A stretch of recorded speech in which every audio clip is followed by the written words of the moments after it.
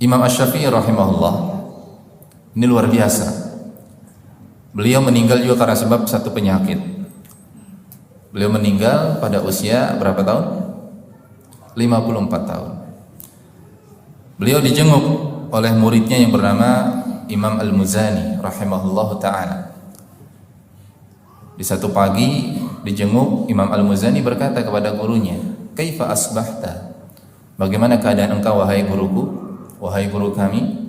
Nah, ini mengajarkan bahwasanya kalau ada guru-guru kita jemaah sekalian, siapapun yang pernah mengajarkan kita ilmu sakit dan sakitnya lumayan lama, panjang, dan kita tahu sakit parah misalnya, ya dijenguk gitu ya, untuk kita kemudian tahu kabarnya dan mendoakan.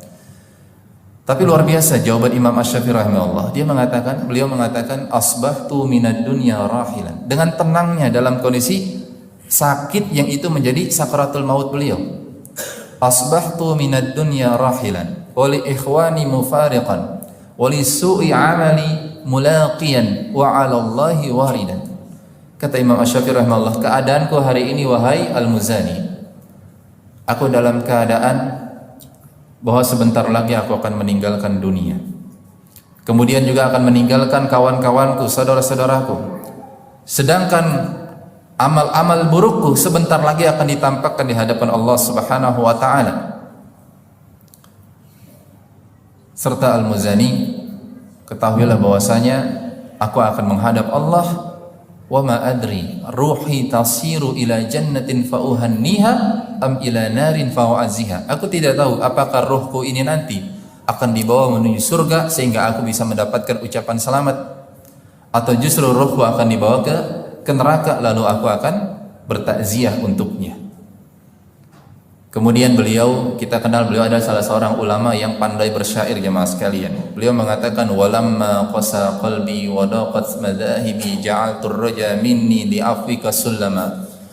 Ketika hatiku sudah mulai mengeras, jantungku sudah mulai mengeras, kemudian aliran darah itu sudah mulai menyempit. Karena orang kalau mau mati itu pasti akan merasakan itu jemaah, dan kita semua pasti akan merasakan. Ya, ketika orang mau mati dia pasti akan merasakan apa? Jantungnya itu akan apa? Terasa mulai mengeras. Ya, pompa jantung sudah mulai apa? Melemah. Kemudian aliran darah sudah mulai tidak lancar. Itu pasti akan dirasakan. Bahkan orang yang belum mati pun ketika dia mengalami kondisi sakit jantung yang parah pasti juga akan merasakan seperti itu.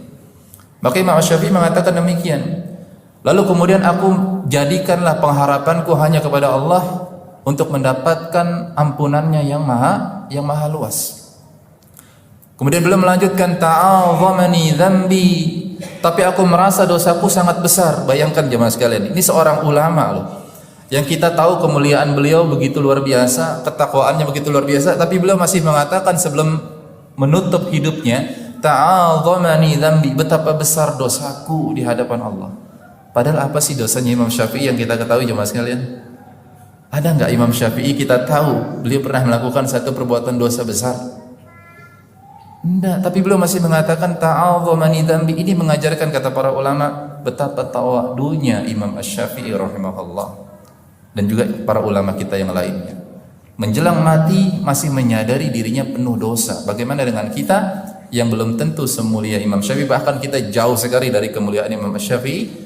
Tapi masih banyak di antara manusia kaum muslimin, mungkin kita di antaranya, yang masih menganggap enteng dosa. Ta'azamani dzambi wa lamma qarantuhu bi afwika rabbi kana afwuka sulama. Namun aku tetap berusaha membandingkan dosa-dosaku yang besar itu ya Allah dengan ampunanmu yang luas, dan aku yakin bahwasanya maafmu, ampunanmu jauh lebih besar daripada dosa yang pernah aku lakukan. Masya Allah.